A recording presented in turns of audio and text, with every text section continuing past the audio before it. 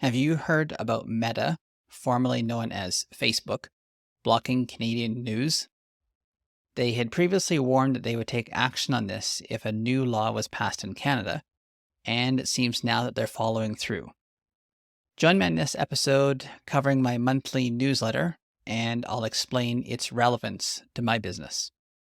So, welcome to Plants Dig Soil, a podcast about realistic regen ag. I'm your host, Scott Gillespie, and I'm an agronomist from the Western Canadian Prairies, specializing in climate-smart agriculture. I discuss scientifically proven practices that benefit the planet and, just as importantly, farmers' economic sustainability. So be sure to visit my website, www.plantsdigsoil.com, for resources and information about the services that I offer. So this is what Meta has published on their site. For Canadian news outlets, this means that news links and content posted by news publishers and broadcasters in Canada will no longer be viewable to people in Canada. We are identifying news outlets based on the legislative definitions and guidance from the Online News Act. For international news outlets, this means news publishers and broadcasters outside of Canada will continue to be able to boast news links and content. However, that content will not be viewable by people in Canada.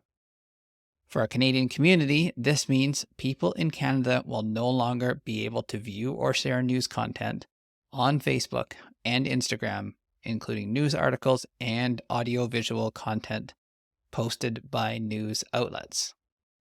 And that was live as of the recording of this on August 9th. And I have the source linked in the transcript. Now, the reason that I invest significant effort in building email lists is that email communication offers distinct advantages compared to social media. With email, I can send messages to email addresses from any provider as long as I have permission to do so. Once I hit send, the email is out in the world and I can't retract it or edit it afterwards. As long as you're sure not to mark it as spam, it will come through. There are no algorithms deciding how many of my subscribers get the message.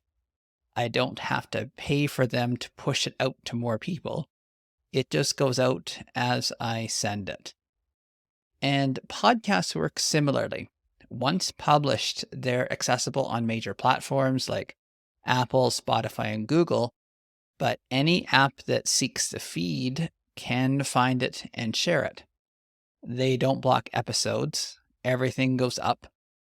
I also cannot recall it once it's out. There is transparency out there that once I say something, the record stands. Now, in contrast, social media and search engines like Google operate under their own rules, determining what content can be posted or suppressed. Now, currently, only Meta, or Facebook, enforces such control, but Google and other platforms might follow suit in the future. While I don't think I fit the definition of a news company, if a company decided that I did, I could very easily get blocked from anyone posting any of my links. Now, I would love to continue expanding this list. Social media platforms and even Google might block me at any time. So if you received this message or this podcast episode as I'm recording it through a forward or someone shared it to you, please consider subscribing to the podcast or to the links that I'll have in the show description of my email newsletter and my LinkedIn newsletter.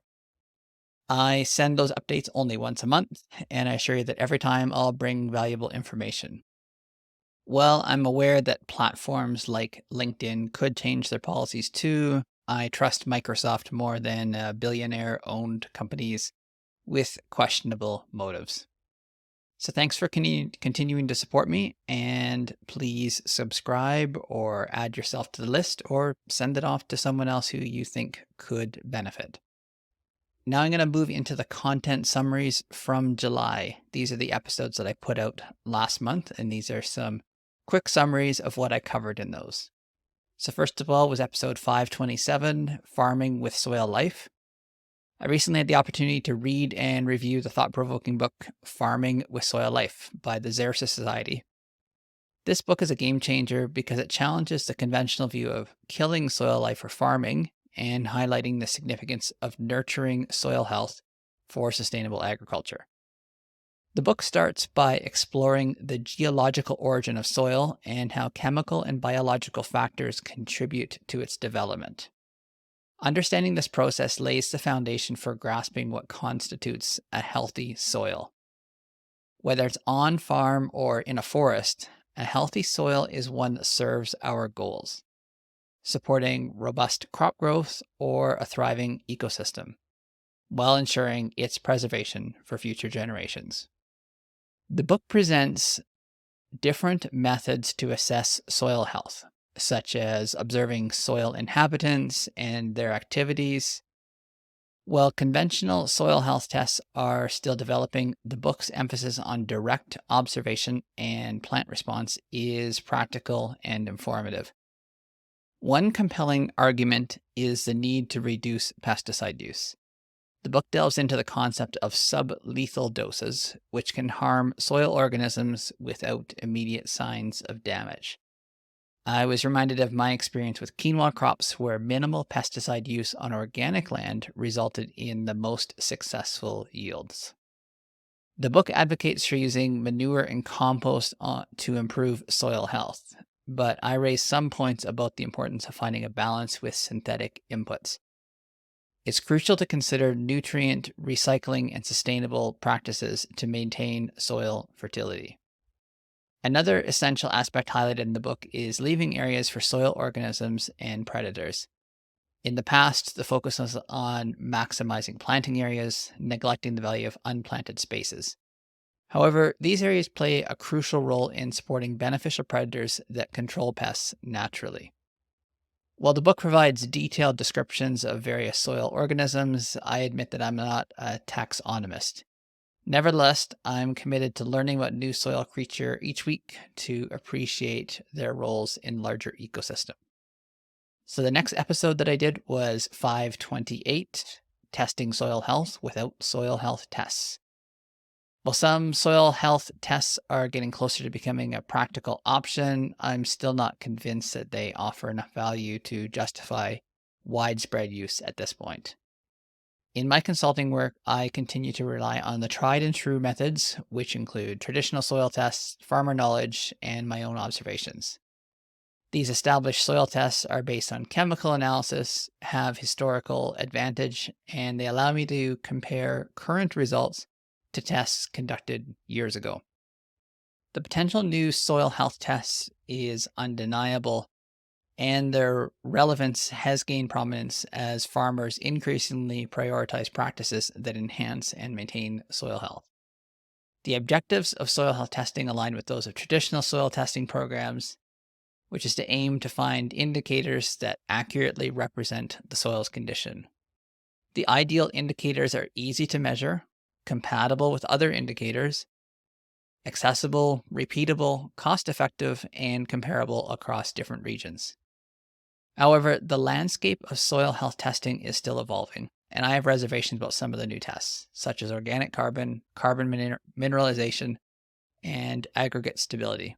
While these tests show promise, the numbers they produce lack clear interpretation guidelines. Until thorough research establishes practical guidelines and recommendations for farmers to adjust their practices accordingly, I prefer to rely on the familiar and established methods. To formalize and structure my soil health assessment, I follow a 6-question flowchart created by Dr. Andrew McGuire. The flowchart covers essential aspects of soil health, including erosion concerns, water absorption, drainage, soil crusting, nutrient flow, and plant health. Addressing these key aspects ensures a systematic evaluation and allows for targeted improvements to enhance overall soil health. Then my most recent episode was 529, Breeding, Research, and Policy, where I go over the regenerative agriculture news. There were a lot of articles, so it's just a very quick summary of each article here. Number 1, genetically modified techniques are explored to make potatoes resistant to late blight, reducing the need for expensive chemical applications. The potential benefits to the environment and worker safety are promising. A new soybean variety containing pork protein raises ethical questions about genetic modification, with proponents seeking potential efficiency gains, but critics questioning its necessity and impact on the food systems. Researchers investigate the cooperative nature of plants through genome analysis to optimize breeding techniques.